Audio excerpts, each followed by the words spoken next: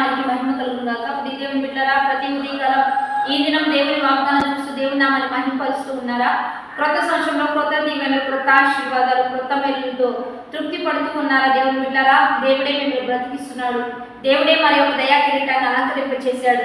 దేవుడే సమస్తం పోషిస్తూ సమస్తం దీవెనకరంగా మారుస్తున్నాడు కదా. ఈ దినం దేవుడు మనతో ఏం మాట్లాడుతున్నాడో చూద్దాం. పరిశుద్ధ లేఖన గ్రంథంలోంచి ద్వితీయోపదేశకాండం 32వ అధ్యాయం 11వ వచనం చదువుకుందాం. పక్షిరాజు తన గూడు రేపి తన పిల్లలపైని అల్లాడుచు రెక్కలు చాపుకొని వాటిని పట్టుకొని తన రెక్కల మీద వాటిని పోయినట్టు యెహోవా వాటిని నడిపించాను. ఈరోజు దేవుని బిడ్డలారా, నిన్ను నడిపించేవాడు, నిన్ను మోసేవాడు, నిన్ను భరించేవాడు, నీ భారమంతా కూడా తన మీద వేసుకొని నీకు నెమ్మది, శాంతి, సమాధానం ఇచ్చేవాడే ప్రభు అయిన యేసుక్రీస్తు.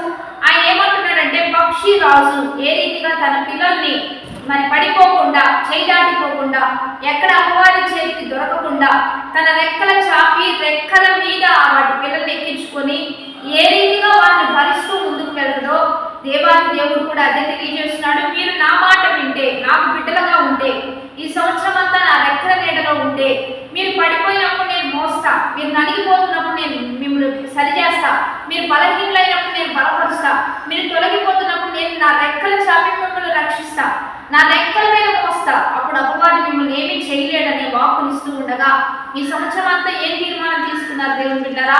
ఈ సంవత్సరమైన దేవుని మాట వినాలని, దేవునికి లోబడాలని, దేవునికి తగినట్లుగా నడుచుకోవాలని, దైవ వాక్కు ప్రకారంగా ప్రతిరోజు ఏ రీతిగా బయటపరుస్తున్నాడో, కష్టమైన, కరువైన, ఇబ్బంది అయినా, వ్యతిరేకత అయినా దేవుని మాట విని అనుసరించి నడుచుకోవడానికి సిద్ధపడుతూ ఉన్నారా? దేవుని బిడ్డగా ఉంటున్నారా? దేవుని సొత్తైన జనాంగంగా ఉంటున్నారా? దేవుని కాపుదలలో ఉంటున్నారా?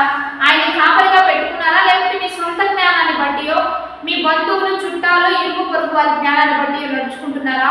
ఆలోచించండి. ఎందుకంటే వారు మిమ్మల్ని రక్షించలేరు, మిమ్మల్ని కాపాడలేరు, మిమ్మల్ని పోషించలేరు, మిమ్మల్ని ఆదుకోలేరు. ఏ సమస్య వచ్చినా నిన్ను బట్టి వారు ఇంకా నవ్వుతారు, దూషిస్తారు, మరి నిన్ను బట్టి తప్పుగా మాట్లాడతారు.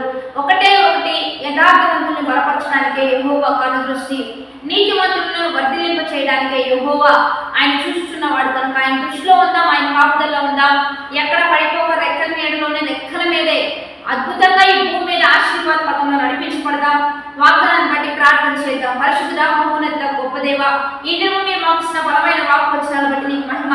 ఎంతమందితో ఈ వాగ్దానం ఇచ్చి బలపరుస్తున్నారో, ఈ వాక్వచనాలన్నీ పెట్టుబట్ట రూఢీపరిచి నీ ఘనమైన నామానికి మహిమ తెచ్చుకున్న తండ్రి, ఎంతమంది ఈ సంవత్సరం అంతా నీ కాపుదల్లో, నీ రెక్కల నీడలో నీవే మంచి దేవునిగా ఎంతమంది భావిస్తున్నారో వారందరినీ ఉజ్జీవంలోకి, ఆత్మతో, విశ్వాసంతో, ఆశీర్వచనలతో మీరే నడిపించి ముందుకు కొనసాగించమని, బర్త్డేస్, మ్యారేజ్ చెప్పిన వారికి దీవెన శుభములు ప్రకటిస్తూ గొప్ప కార్యాలు జరిగించమని నజరేయుడైన యేసుక్రీస్తు నామమున పేరిట అడిగి వేడుకొని ప్రార్థిస్తూ ఉన్నాము గొప్ప తండ్రి.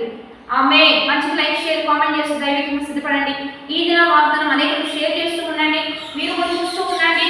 దేవాది దేవుడి సంవత్సరం మిమ్మల్ని ఎంతగానో ఆశీర్వాద పదంలో నడిపించబోతున్నాడు.